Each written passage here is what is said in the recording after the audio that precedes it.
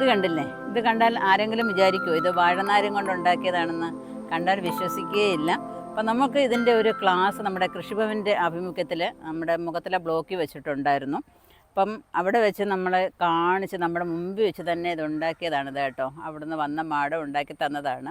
കൊലയൊക്കെ വെട്ടിയതിന് ശേഷം വാഴത്തണ്ടുകളെ നമ്മൾ വലിച്ചെറിയാതെ എന്ന് വെച്ചാൽ അത് ഒരു നമ്മുടെ കമ്പോസ്റ്റാക്കി മാറ്റാതെ ഇങ്ങനെ നല്ല അടിപൊളി സംഭവങ്ങളൊക്കെ ഉണ്ടാക്കിയെടുക്കാനായിട്ട് സാധിക്കും. ഇത് മാത്രമല്ല കേട്ടോ, നല്ല സൂപ്പർ ബാഗുകളുണ്ട്, പേഴ്സുകളുണ്ട്, പിന്നെ അങ്ങനെയുള്ള കുറേ സാധനങ്ങൾ ഇത് വെച്ച് ഉണ്ടാക്കിയെടുക്കാനായിട്ടുള്ള ഒരു ക്ലാസ് ആയിരുന്നു അത്. ഇപ്പം പലയിടത്തും ഇങ്ങനെ ആ ടീച്ചർ പോയിട്ട് ക്ലാസ്സൊക്കെ എടുത്തു കൊടുക്കുന്നുണ്ട്. അത് ഞങ്ങൾക്ക് ഇത് അറ്റൻഡ് ചെയ്തപ്പോൾ വളരെയധികം സന്തോഷം തോന്നി. കാരണം വെറുതെ നമ്മൾ ഒരു കൊല വെട്ടിയിട്ട് വെറുതെ നമ്മൾ വെട്ടിക്കളയാണ് ഒരു വാഴയൊക്കെ അല്ലേ. എത്രയോ പേര് ഇങ്ങനെ ഈ നാരുകൾ എടുത്തിട്ട് ഓരോ സാധനങ്ങളുണ്ടാക്കി വിൽക്കുന്നു എന്നുള്ളതാണ്.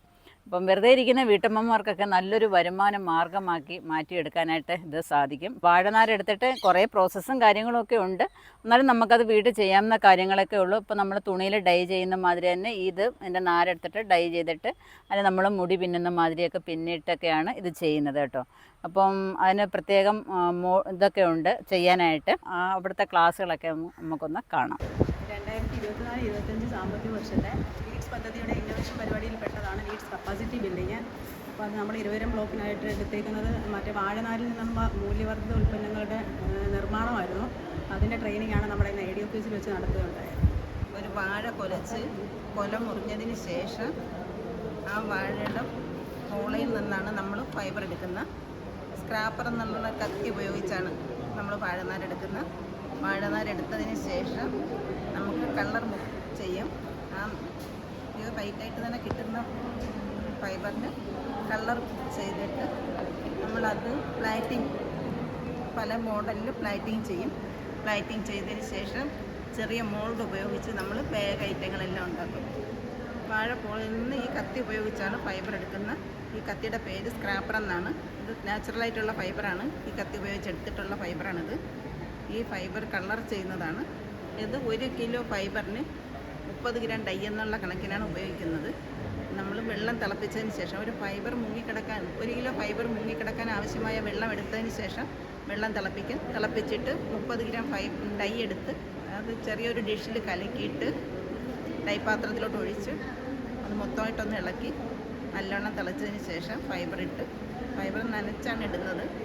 നനച്ചിട്ട് ഫൈബർ 2 മണിക്കൂർ നല്ലോണം തിളച്ച് വെന്തതിന് ശേഷമാണ് നമ്മൾ ആ ഡൈ അതിൽ നിന്ന് എടുത്ത് തണുത്തതിന് ശേഷം പച്ചവെള്ളത്തിൽ കഴുകി വെയിലത്തിട്ട് ഉണക്കിയെടുക്കും. ഡൈ ചെയ്ത ഫൈബറിനാണ് നമ്മൾ പ്ലാറ്റിങ് ചെയ്യും. രീതിയിൽ പ്ലാറ്റിങ് ചെയ്തതിന് ശേഷം നമ്മൾ ചെറിയ മോൾഡ് ഉപയോഗിച്ച് ബാഗ്, കോസ്റ്റർ, ടേബിൾ മാറ്റ് എന്നിവ ഉണ്ടാക്കും. അങ്ങനെ ചെയ്തിട്ടുള്ള ഐറ്റങ്ങളാണ് ഈ കാണുന്ന ടേബിൾ മാറ്റ്, കോസ്റ്റർ, ഇതെല്ലാം അങ്ങനെ ചെയ്തതാണ്.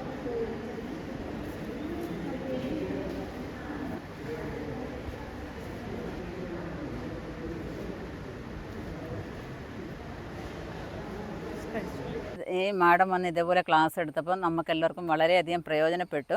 നല്ല ഉപകാരപ്പെടുന്ന ക്ലാസ്സുകളാണ്. ഇങ്ങനെ കൃഷിഭവനിൽ നിന്നോ എവിടുന്നെങ്കിലുമൊക്കെ ഇങ്ങനെ ക്ലാസ്സുകൾ കിട്ടുകയെന്നുണ്ടെങ്കിൽ നമ്മളത് മിസ് ചെയ്യാതെ അതിനകത്തൊക്കെ ഒന്ന് അറ്റൻഡ് ചെയ്യണം കേട്ടോ. എങ്കിൽ മാത്രമേ നമുക്ക് പല കാര്യങ്ങളും നമുക്ക് മനസ്സിലാക്കിയെടുക്കാനായിട്ട് സാധിക്കുകയുള്ളൂ. സത്യം പറഞ്ഞാൽ വാഴനാരിൽ നിന്ന് ഇത്ര നല്ല ഐറ്റങ്ങളൊക്കെ ഉണ്ടാക്കിയെടുക്കാൻ പറ്റുമെന്ന് നമ്മൾ കേട്ടിട്ടുണ്ടെങ്കിലും നമ്മുടെ മുമ്പിൽ ഇരുന്ന് ഇങ്ങനെ ചെയ്ത് കാണിച്ചപ്പോൾ ഒരു അതിശയം മാതിരിയാണ് തോന്നിയത്. അതുപോലെ ചണം വെച്ചിട്ടും തുണി വെച്ചിട്ടും പ്ലാസ്റ്റിക്കുകൾ വെച്ചിട്ടും ഒക്കെ ഇങ്ങനെ ചെയ്യുന്നവരുണ്ട്. അപ്പം ഇങ്ങനെ കൃഷിഭവനുമായിട്ടൊക്കെ ബന്ധപ്പെട്ട് നിൽക്കുക. നമുക്ക് പച്ചക്കറി തൈകളോ വിത്തുകളും വളങ്ങളും മാത്രമല്ല കേട്ടോ, ഇങ്ങനെയുള്ള ഗുണങ്ങളും നമുക്ക് കിട്ടുന്നതായിരിക്കും. ഇതുപോലെ തന്നെയാണ് നമ്മുടെ വീട്ടിൽ വേസ്റ്റായിട്ട് കളയുന്ന സാധനങ്ങളൊക്കെ വെച്ചിട്ട് നല്ല അടിപൊളി കരകൗശല സാധനങ്ങളൊക്കെ ഉണ്ടാക്കുന്ന ഒരു ചേച്ചി എനിക്കുണ്ട്. സത്യം പറഞ്ഞാൽ നേരിട്ട് ഇന്ന് വരെ കണ്ടിട്ടില്ല.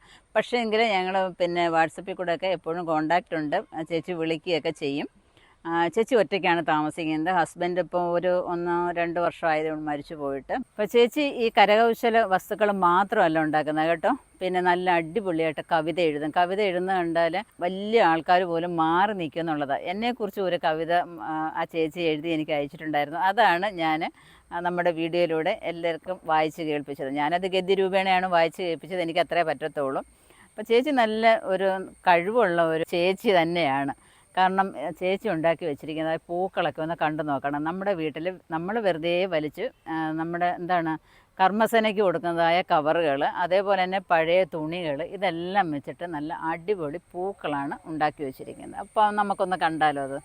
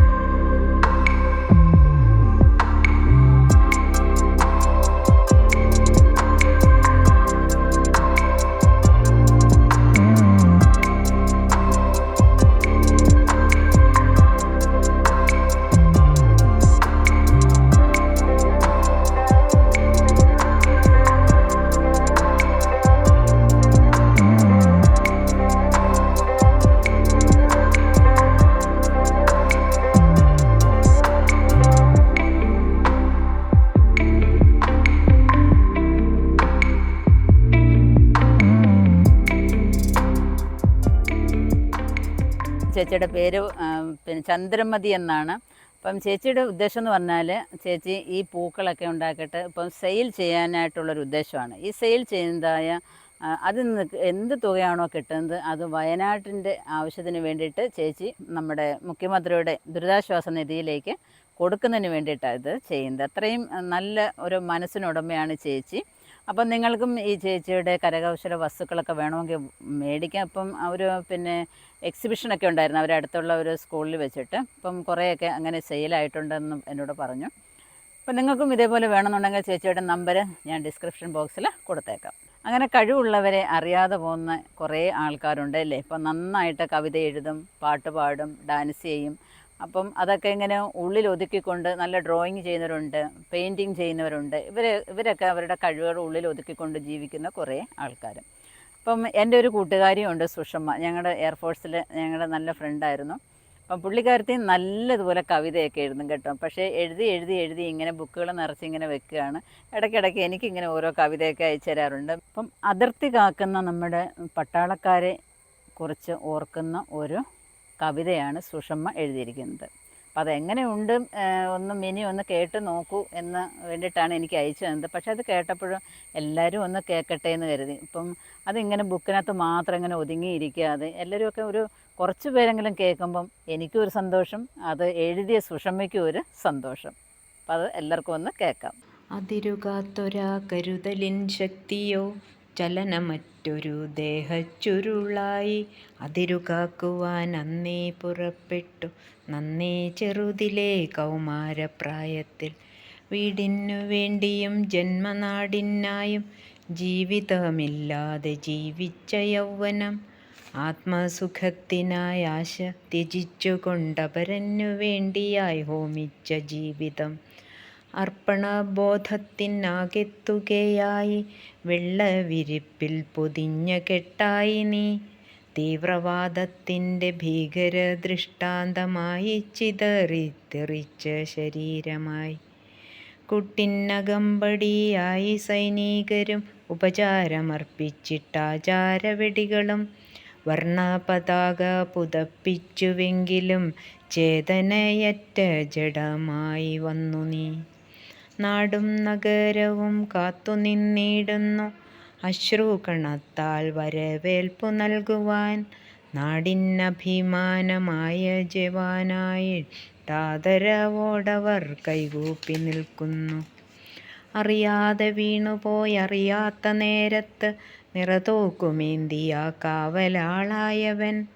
നാം ഉറങ്ങാനായുണർന്നേയിരുന്നവൻ ദൂരെയങ്ങേതേതോ മഞ്ഞിൻ മലകളിൽ. ഇന്നുറങ്ങിക്കഴിഞ്ഞെന്നേക്കുമായവൻ നിയതിതൻ താളത്തിലെങ്ങോ മറഞ്ഞുപോയി. ഏറെ അകലെയായി കാതങ്ങൾക്കിപ്പുറം കാത്തിരുന്നേറെ പേറുറ്റവരായവർ. ഓരോ ദിനങ്ങളും എണ്ണിക്കുറച്ചവർ കാതോർത്തിരുന്നു വരാനുള്ള നാളുകൾ. മകനായിരുന്നവൻ ഭർത്താവും അച്ഛനും നാടിന്നു ധീരനാം സൈനിക ശ്രേഷ്ഠനും. ജീവനിലാകെ അമൃതായി നിറഞ്ഞവൻ വൻതണൽ വൃക്ഷമായി താങ്ങായി നിന്നവൻ. ഇന്നീ ചിതയിൽ എരിഞ്ഞടങ്ങിയിടുന്നു കേവലമാത്ര ഇടവേള നിൽക്കവേ. ഓർമ്മയിൽ നീറുന്ന ചിത്രമായി മാറുന്നു, പൊങ്ങും പുകച്ചുരുൾ പോലെ മറയുന്നു. തേങ്ങും ഹൃദയത്തിലൂറും വ്യഥയായി നിന്നിഴൽ പാടുകൾ നീണ്ടു നീണ്ടകലവേ. അണയുന്നു ജീവനും ജീവിത സമരവും, അസ്തിത്വം നഷ്ടമായി പോയ കുടുംബവും. അണയുന്നു ജീവനും ജീവിത സമരവും, അസ്തിത്വം നഷ്ടമായി പോയ കുടുംബവും. കണ്ടിട്ടും കാണാതെ പോകുവാനാകുമോ ജീവൻ്റെ ബാക്കിയായി നിൽക്കും മനുഷ്യരെ?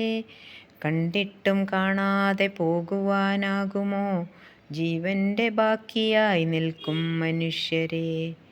ഉണരേണ്ടതുണ്ടവർ ജീവിതയാത്രയിൽ, ചാരേ സഹായഹസ്തങ്ങളുണ്ടാകണം. പുത്തൻ പ്രതീക്ഷാ പ്രസൂനങ്ങളായവർ ഭാവിതൻ വാഗ്ദാനമായി വിടരണം.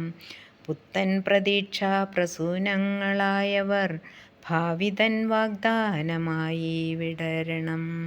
ഇപ്പം നിങ്ങൾക്ക് എല്ലാവർക്കും മനസ്സിലായില്ല, നമ്മൾ വെറുതെ പാഴാക്കി കളയുന്ന പല സാധനങ്ങളും മറ്റുള്ളവരത് പല ഉപയോഗമുള്ള സാധനങ്ങളാക്കി മാറ്റി എടുക്കുന്നു എന്നുള്ളതാണ്. അപ്പോൾ നമുക്ക് മാഡം പഠിപ്പിച്ചതായ ഈ വാഴനാര് കൊണ്ടുള്ളതായ ഈ വിദ്യകളും, അതുപോലെ നമ്മുടെ ചന്ദ്രമതി ചേച്ചി കാണിച്ചതായ പ്ലാസ്റ്റിക് കൊണ്ട് ഉള്ളതായ ഈ പൂക്കളും കാര്യങ്ങളും, ഇപ്പം വെറുതെ ഇരുന്നപ്പോൾ നമ്മുടെ മനസ്സിലോട്ട് ഉരുവിട്ട് വരുന്നതായ ഓരോ വാക്കുകൾ കൊണ്ട് കവിത എഴുതിയ നമ്മുടെ സുഷമയും നല്ല നല്ല നല്ല കാര്യങ്ങളാണ് ചെയ്യുന്നതല്ലേ. അപ്പം നിങ്ങൾക്ക് എല്ലാവർക്കും ഈ വീഡിയോ ഇഷ്ടപ്പെട്ടുകയാണെന്ന് വിചാരിക്കുന്നു. ഇഷ്ടപ്പെടുന്നുണ്ടെങ്കിൽ നിങ്ങൾക്കും കഴിവുകളൊക്കെ ഉണ്ടെങ്കിൽ ഇങ്ങനെയൊക്കെ ഒന്ന് പ്രദർശിപ്പിക്കുക. അപ്പോൾ ഈ വീഡിയോ ഇഷ്ടപ്പെടുന്നുണ്ടെങ്കിൽ ലൈക്ക് ചെയ്യുക, ഷെയർ ചെയ്യുക, അതുപോലെ സബ്സ്ക്രൈബ് ചെയ്യാതെ കാണുന്നവരാണെന്നുണ്ടെങ്കിൽ ഒന്ന് സബ്സ്ക്രൈബ് ചെയ്തിട്ട് കാണാനായിട്ട് ശ്രമിക്കുക. അപ്പോൾ അടുത്ത വീഡിയോ കാണുന്നവരെ ഞാൻ മിനി. നന്ദി, നമസ്കാരം.